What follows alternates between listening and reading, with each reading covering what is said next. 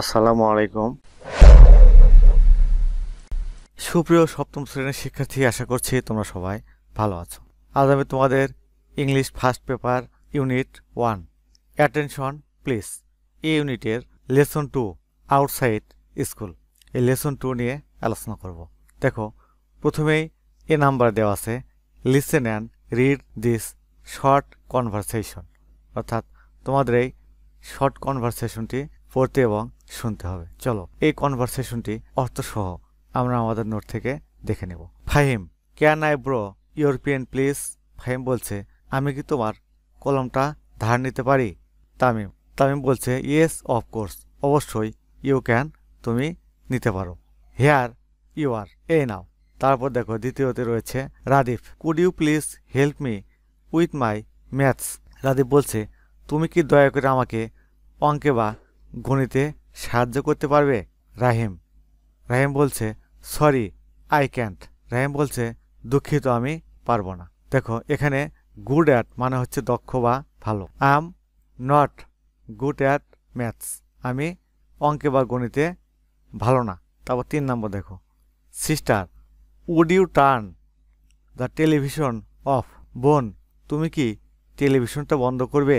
I am doing my homework, আমি আমার পড়াশোনা বা বাড়ির কাজ করছি। Brother, sorry I don't notice that. ভাই বলছে, দুঃখিত, আমি খেয়াল করিনি। Please go on with your studies, তোমার পড়াশোনা চালিয়ে যাও। তাহলে এখানে দেখো বি নাম্বারে, complete this dialogue using suitable words, অর্থাৎ উপযুক্ত ওয়ার্ড দিয়ে এই ডায়লগটি পূরণ করতে হবে।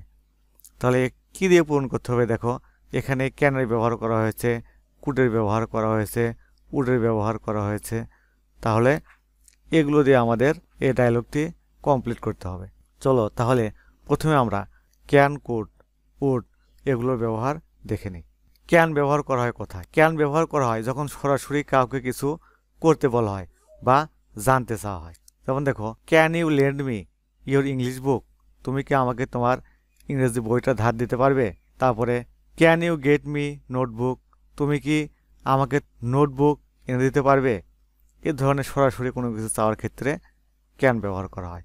এবং ক্যান ব্যবহার করা হয় যখন কেউ কোনো কাজ করতে অক্ষম বা না করতে পারে, তখন ক্যান্ট ব্যবহার করা হয়, অর্থাৎ ক্যানের বিপরীত।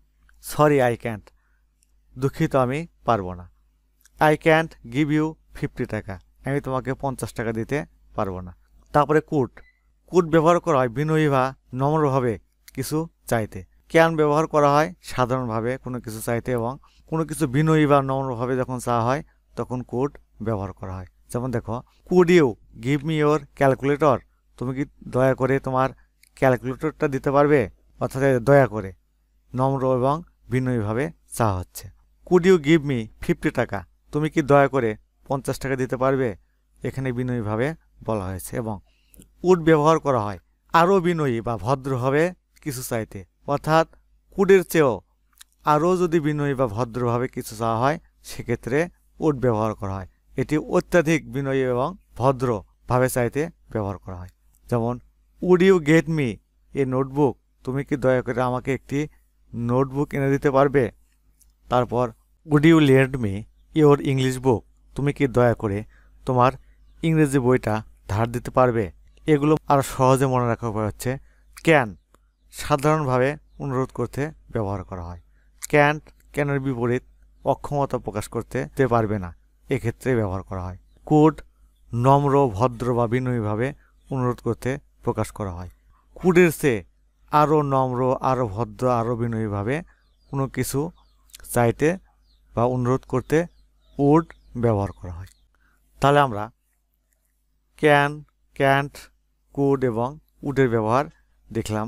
এখন এই ক্যান, কুড এবং উড ব্যবহার করে এই শূন্যস্থানগুলো কিভাবে পূরণ করতে হবে, চলো সেটি এখন আমরা আমাদের নোট থেকে দেখে নেব।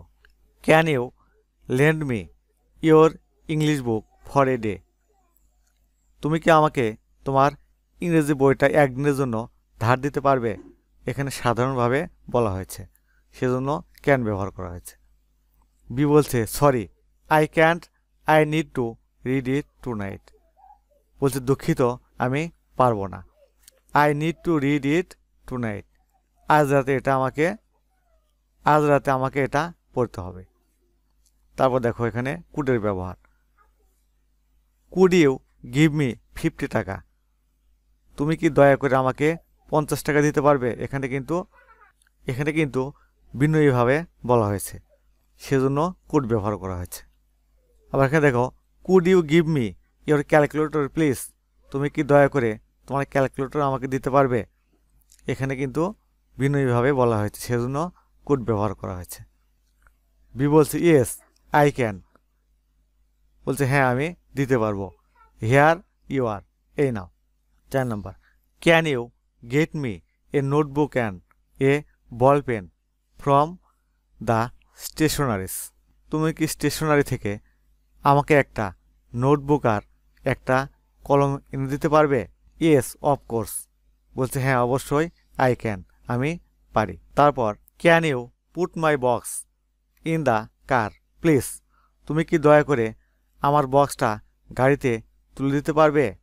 ইয়েস আই ক্যান, হ্যাঁ আমি পারি। আই উইল, আমি দেব। এখানে তোমরা কিভাবে প্রকাশ করবে? যদি সাধারণভাবে তাহলে ক্যান ব্যবহার করবে, যদি বিনয়ীভাবে কোনো কিছু চাও তাহলে কুড ব্যবহার করবে, যদি আরও বিনয়ীভাবে চাও তাহলে উড ব্যবহার করবে। এভাবে তোমরা কিভাবে চাইবে তার উপর নির্ভর করবে যে তুমি ক্যান, কুড নাকি উড ব্যবহার করবে। তারপর সি নাম্বার। চলো এই সি নাম্বার কীভাবে কমপ্লিট করতে হবে সেটি আমরা আমাদের নোট থেকে দেখে নেব। দেখো, make requests using the clue. দেওয়া নির্দেশনা ব্যবহার করে অনুরোধ তৈরি করো। You want someone to help you with washing. তুমি কাউকে কাপড় ধোয়ার কাজে সাহায্য করতে বলতে চাও। You want someone to give you change for a 100 টাকা নোট। তুমি কাউকে 100 টাকার নোটের খুচরো দিতে বলতে চাও। You want someone to wait a minute. তুমি কাউকে 1 মিনিট অপেক্ষা করতে বলতে চাও। You want someone to carry your bag. তুমি কাউকে তোমার ব্যাগটি নিয়ে যেতে বলতে চাও। You want someone to call you a rickshaw. তুমি কাউকে তোমার জন্য রিক্সা ডাকতে বলতে চাও। তাহলে এগুলো কিন্তু ক্যান, কুড, উড ব্যবহার করে অনুরোধমূলক বাক্য তৈরি করতে হবে। দেখো এখানে could you please help me with the washing. তুমি কি দয়া করে আমাকে কাপড় ধোয়ার কাজে সাহায্য করতে পারবে? এখানে বিনয়ীভাবে সাহায্য চাওয়া হয়েছে, সেজন্য কুড ব্যবহার করা হয়েছে। তারপর 2 নম্বর দেখো, can you give me change for a 100 টাকা নোট প্লিজ। তুমি কি দয়া করে আমাকে 100 টাকার নোটের খুচরো দিতে পারবে? এখানে কিন্তু সাধারণভাবে বলা হয়েছে, সেজন্য ক্যান ব্যবহার করা হয়েছে। তারপর would you wait a minute please. তুমি কি দয়া করে 1 মিনিট অপেক্ষা করতে পারবে? এখানে কিন্তু বিনয়ীভাবে বলা হয়েছে, সেজন্য কুড ব্যবহার করা হয়েছে। আবার can you carry my bag for me please. তুমি কি দয়া করে আমার ব্যাগটি নিয়ে যেতে পারবে? এখানে সাধারণভাবে বলা হয়েছে, সেজন্য ক্যান ব্যবহার করা হয়েছে। Could you call me a rickshaw please. তুমি কি দয়া করে আমার জন্য একটি রিক্সা ডাকতে পারবে? এখানে বিনয়ীভাবে বলা হয়েছে। তো কাজেই তুমি কিভাবে বলবে? যদি সাধারণভাবে বলো তাহলে ক্যান ব্যবহার করবে, যদি বিনয়ীভাবে বলো তাহলে কুড ব্যবহার করবে, যদি তার চেয়ে আরও বেশি বিনয়ীভাবে বলো তাহলে উড ব্যবহার করবে। সুপ্রশিক্ষার্থী, আশা করছি এই কাজটি কীভাবে করতে হবে সেটিও তোমরা বুঝতে পেরেছ। আগামী পর্বে আমরা লেসন 3 নিয়ে আলোচনা করব।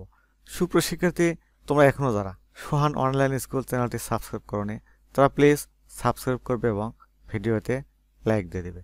আজ তাহলে এখানেই শেষ করছি। আল্লাহ হাফেজ।